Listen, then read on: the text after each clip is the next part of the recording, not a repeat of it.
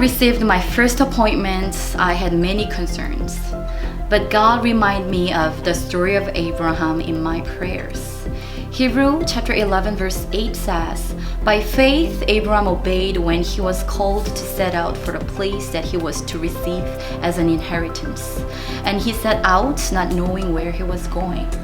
Indeed, this was my story too. I obeyed my call in faith, trusting that the grace of God would lead me. On my journey of ministry, sometimes I am very joyful and grateful when bearing spiritual fruits and witnessing God's presence in our midst. While other times I am frustrated and discouraged when facing troubles and challenging moments. However, each time I know that God faithfully walks through this with me. God has raised me up, healed my soul, and filled my spirit with God's grace. I could not take any further steps in my ministry journey without the grace of God. By the grace of God, I see light in darkness, find hope in despair, make unity in division, bring peace in fear, and hope for resurrection in death. I know that only by the grace of God, my spirit is truly alive, and I am what I am. One of my favorite things about pastoral ministry is getting to know the people of my congregation and community. It's a blessing to walk alongside of people and hear about their joys, their hopes, and their dreams.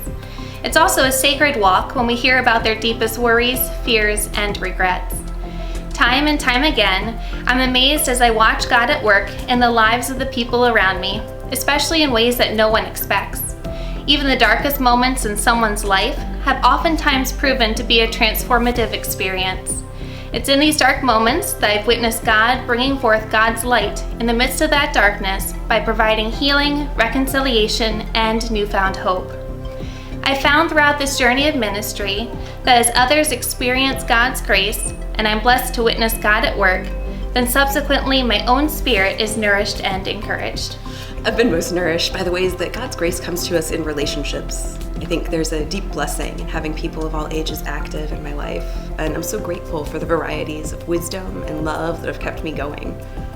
I've been incredibly lucky to develop friendships with my colleagues in ministry that have grown into relationships, places where people are helping me discern, sustaining me in times of trouble, sharing with me the ridiculousness and the blessing of being alive and a United Methodist at this point in time.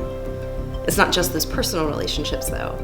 I think there's grace beyond measure in presiding at the sacraments, being physically part of what God is doing in those moments, and grace that comes from being in ministry, the joy of being with people as they find God.